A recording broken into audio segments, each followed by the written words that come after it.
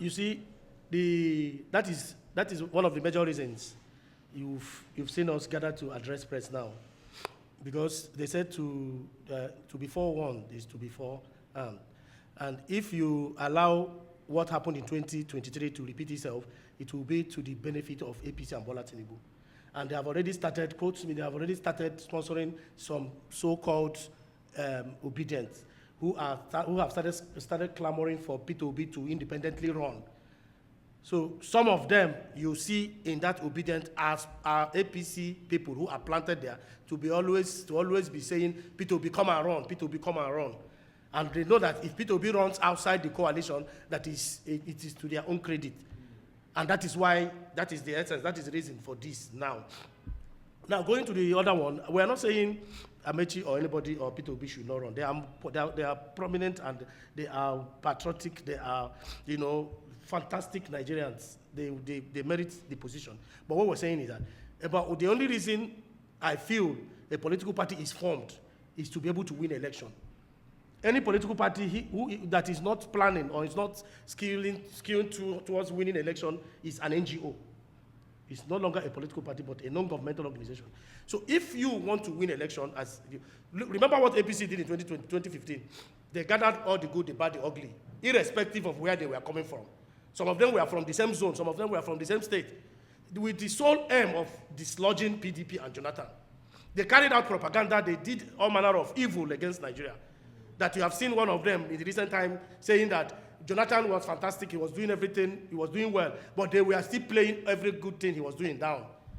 So, having said that, you and I know that if they go for free, there is nothing there has never been anywhere that, even in America, apart from in heaven, if there will be election, that election has been said to be 100% free and fair. But what we're saying is that these people, if they have the Nigerian project at heart, and they know that, yes, they actually want these people out, and Nigerians are yearning, the way Nigerians are yearning for better change, that it is Atiku who is from the north. Because you have to be strategic in focusing and trying to come up with this strategy. Atiku is from the north. And you and I know that the north are the most, in quote now, determined people to make sure that Bola Tinubu leaves office. And if you give them the candidate, and remember, it's not just being unfair if Atiku flies the flag. The South has taken more than the North in the project since 1999 till now. And they are saying, Atiku, considering his age, Atiku will not, by 2031, Atiku should have been 84 years or 85, thereabout. So Nigeria is not Cameroon, where Paul Biya is 92, he wants to run again. So that time, Atiku would have people like us who will still come down and tell Atiku, say, if anybody is clamoring that Atiku should go for second time, we will say no. So a P2B that is saying that being an Igbo person, coming from the southeast, P2B telling anybody, I have a lot of friends from the north, and the P2B has projected himself in the recent time to have been somebody that cannot say what is obtainable. You can't see at his age, P2B will come and become president of this country and go for only one term. Imagine, remember, Southeast since 1990 now has never tested the presidency. And somebody from the Southeast will come and take one term or 4 years and say he's stepping aside. I think that is the greatest lie of this century. So what we are saying is that since it has been skewed that there is going to be, the rotational presidency will commence from 2031, and Atiku will manage the remaining 4 years, and package this thing, revitalize the economy with P2B if he so would want to be, then hand over the presidency to somebody from the Southeast.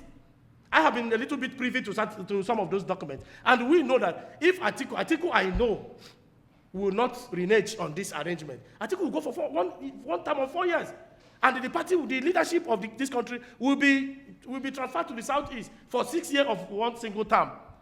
So it will be rotating like that. So if we believe that this country is sinking, this country is dying, Amechi knows that if he contests election with Atiku, Amechi knows that in a primary election, Atiku will win them.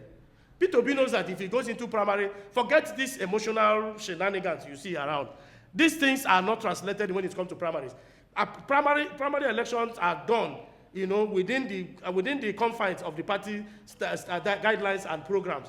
So if you don't have the wherewithal in the political manipulation and mathematics, you will find it difficult to scale through. So, but in all of that, we are saying that whether they are going to do a free and fair or they're going to do a free and black election, what we are saying is that this is the only way this Bola Tinubu, this T-Pen, this APC will be chased out of our villa, and Nigerians will take back their country.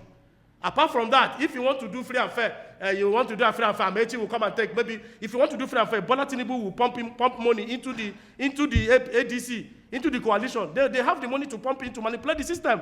And when they manipulate the system, P2B will win. And if P2B wins the primaries, I bet you, P2B, how many votes will come from Southeast? I am not saying P2B is not qualified. We are concerned about the reality on ground now. The reality is that P2B cannot win election now. Forget this blackmail, emotional blackmail people are jumping. They are all APC people trying to make P2B, trying to balkanize the coalition so that P2B will pull out and they will begin to clap for P2B that yes, you can run. And the South, remember Bola Tinubu, if he contests again, the North will believe that he has a constitutionally stipulated remaining 4 years. And if any fresh person is coming from the South, the North will not trust a fresh person that is coming. So in so doing now, if the coalition would want to be reasonable and fair enough to Nigerians, because Nigerians will not take it lightly with them if they fail to rescue Nigerians and Nigeria from the hands of from the shackles of these enemies that have taken us 200 years backward since they took over in 2015.